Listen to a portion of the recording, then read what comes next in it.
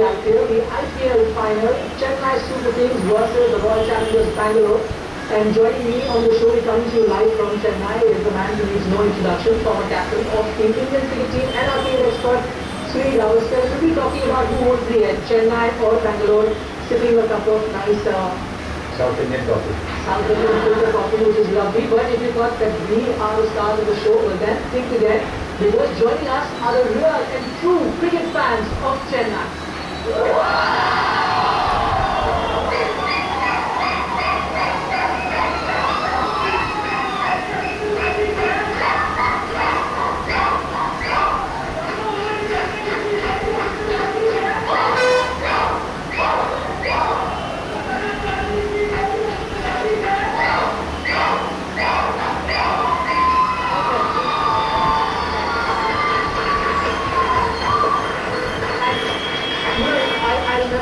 Talking to you a little earlier is that you said the best and the two teams were the second charge of fans. Now you want to change your mind? Well, Anand, this is absolutely fantastic. No wonder Chennai Super Kings has been in the finals, has been the champions or in the finals all these years. With support like this, no wonder they are lifted. I tell you what, it's underestimated often how much the support of fans and the good wishes of fans can make a difference. The support of the fans is such sometimes that it overwhelms the opposition on the field. If you suddenly find the crowd is the home crowd is supporting the home team, it actually overwhelms the opposition, makes the ardent player also a little bit nervous. And in terms of good wishes, there's always this thing that sometimes the good wishes are such that your star player might actually, I'm talking star batsman here, star batsman might actually ace the ball, it might fall short of the fielder or might go as a catch and can be dropped, and then that star player can go on to make the contribution that takes the team to a win. So it's incredible how much the wishes can make a difference. I mean, I believe very firmly in the good wishes. In fact, so much so that I tell you, during the time that I used to play cricket, I didn't want anybody's ill wishes. So if I was going for the match, and if there was a beggar who came to the car, this thing, I would come out and give him something. So I didn't want. You mentioned the crazy fan support. I think that is one of the main reasons whenever we talk cricket, we get into the technicalities and who's scoring runs and not. But you think the reason that Chennai haven't lost a single game this season playing at home is because of the fans? It's a major contribution. Obviously, the team, gets uplifted by that. The team is a very, very loyal team. It's a team where everybody knows what they've got to do. You saw the other day how Raina held his own despite the fact that he was cramping up. He didn't give up. Well, that's a quality that comes through in a team environment where you realize that you want to do well for the team. It's not just the individual, but it's the team that I stay on. I hang around till the 20th over, my team is going to win. And okay, I've got a cramp over here, I'm not really 100%, I'm not getting a runner because no runners are, no substitutes are allowed for cramps. But I'm still going to hang in there because that's what my team wants. And I think, and when I do that, to see the smile on the faces of my supporters, to see their joy on their, that's I think a great reward. I'll always keep saying there are two sort of rewards which do not have any monetary aspect to it, but which are the greatest and the sweetest. One is the applause of the crowd, and one is the backslapping that you get in the dressing room when you come back having a man of the match performance to lead and bowler. That's not even as a fielder. The backslapping in the dressing room where everybody comes and hugs you, gives you whatever, slaps you on the back. That's the greatest reward. And then when you're coming in and the crowd standing up and giving an ovation, I think that you cannot measure it in rupees and as paisa. Absolutely, because that is priceless. The fans absolutely loved it. They love you as well. They gave you this rousing reception when you came down. Make their day. Tell us who's going to win, RCB or Chennai. Well, Chennai Super Kings know how to win.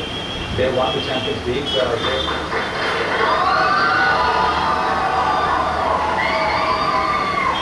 They are the defending champions, so they obviously go in as favorites.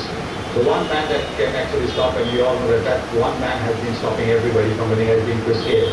But I think what we saw in the previous game, where in the first qualifier, where Chennai Super Kings beat the Viral challengers, they had planned for that. They would bowl in short to him, and even yesterday, that first over of Abu Nachir, if Kyle Pollard had been a little bit towards mid-wicket, it should have been square. He was like a halfway position to take care of fine leg, to take care of square leg. If he had been at mid-wicket, there was that lofted hook shot, and it could have been caught by that fielder if only Pollard had been square. So I'm pretty certain Dhoni and company will have planned for that, and you never know, it might be just there. We saw the last game, he was undone by R. Ashwin. But do you think Bollinger is the one who stepped the trap for him, putting the short pitch deliveries, and he could do that with that pace that he had? And is that something that now Gale would be prepared for? He would be prepared for. I mean, he's an experienced player, so he will be saying to himself that for that Bollinger, maybe I might not have to, go down the pitch because I might actually get an awkward one, which I might not be able to defend. But that will also mean that Ashwin gets one up on him, because Ashwin then realizes that he's going to charge him. Being a slow bowler, he's going to give him the chance. So Ashwin can vary his line, vary his flight, vary his spin according to what he knows is going to happen. It's going to be a game of, trying to read Gale's mind. Gale is going to try and read Ashwin and Bollinger's mind, and the bowlers are going to try and, read what he's going to do next. What we've seen so far is Gale's strength really has been the straight drives, and then he goes on to the left foot and pulls the ball over there. He doesn't hit the ball square. That's not an area that he. So that is an area maybe you don't really need the deep fielder, but in the first 6 holes when you have field restriction, but you actually need over there in case the ball is in on the skew. That is they just sneaking some extra beer bottles into their dressing room to make it just love that. Nobody takes that day. No, it doesn't matter because it in fact make it even more dangerous. Okay, let's not do that. A few questions for Mr. Gavaskar. Do you want to ask someone?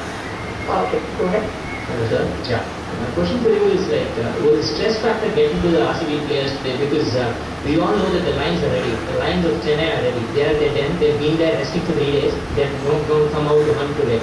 But the RCB players just played a match yesterday, although it was a vital one. Just finished with that. Maybe they will come to Chennai today morning. So how do you think the stress level acts in the players today? Well, I think they will be a little bit sore. There's no question about it. When you played a hard game the previous day, you will be just a little bit stiff, the body will be a little bit stiff. Somebody like Chris Gayle who batted for a long time, even he with his forearms and his wrists will be just a little bit sore. So that's a factor that will work in favor of the Chennai Super Kings. But then having said that, modern treatment where they get into an ice bath or dip their hands and feet in buckets of ice where they can be sort of rejuvenated, so to speak.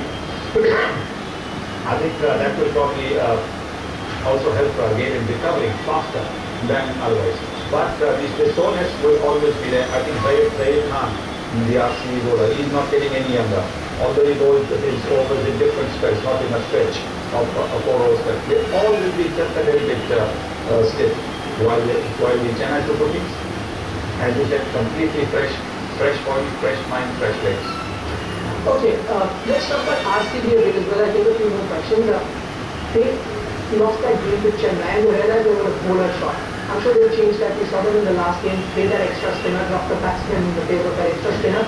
They will likely do that. I think that might make a difference because the previous game was very, very close. That extra spinner might just turn it in favor of batsman. Yes, I think they might have to do that. I think you don't really change the winning combination. But I would think that they would have to look at somebody like a Mithun, who over the last 3-4 matches hasn't learned anything, or hasn't seemed to have learned anything. They're still bowling the leg balls which are being hammered away. So maybe they might bring in another spinner, as you said, an extra spinner, to slow it down, considering they already have 2 new ball bowlers in Zahir and Arvind. And there's Batori and this Saeed Mohammed. Now Saeed Mohammed has, and Arvind has been 2 fines for the Royal Challengers of Bangalore. They bowled exceedingly well, held their nerve, and Saeed Mohammed also is a very useful batsman, and he's an outstanding fielder. So I think what they will try to do is probably either add a batsman or they will add a spinner. My thinking is that probably go with the spinner because they cannot entirely rely on Virat Kohli to be their fifth bowler. Right. Quick question now. I know Chennai Super Kings have a lot of fans, but who are your favorites? MS Dhoni, who loves MS Dhoni? Just raise your hand. That's pretty much 100%. 100%.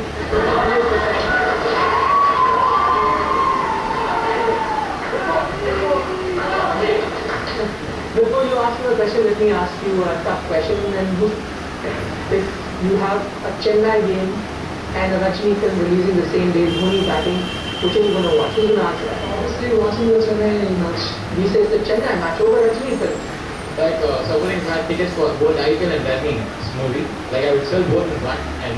I personally feel you'll miss the action in the IPL front. You'll have to watch cinema later. Okay, you can watch it later, but I like this answer the best. Sell both tickets in black and enjoy them on television. Quick question here. We have another question. How much of a factor has been Chris Gill's new attitude? Like yesterday he had 3 dot balls against Malinga, and the fourth one is ready to not a single and change the strike. How much has it affected his performance? It shows that he's thinking about his batting. He's not just going slop. He realizes that Malinga is the guy who he's going to watch out for. Because he's got the confidence that even if he scores only in singles against Malinga, against the others he can make up by the sixes. So if Malinga is the more dangerous bowler, then he's decided that he's not going to try and take risks against him. And that is where I thought the Mumbai Indians went wrong yesterday. That they didn't begin with Malinga. You've got to begin with your best bowler against the most dangerous batsman. By beginning with Abu Nachim, who hardly played in the first class cricket, and he would have been nervous, looking at Chris Gale at the other end. He would have been saying, my God, what am I doing? And he got taken for 27 runs. And that's where Mumbai lost the match. Right, they're still building up to that big final. It's RCB versus Chennai Super Kings. And like Mr. Gavaskar mentioned, that all you need to do is go your best bowler. In that department, Dhoni will have a choice. You've got Bollinger there. Ashwin is doing a great job as well. We have to take a short break right now, but lots more on the other side.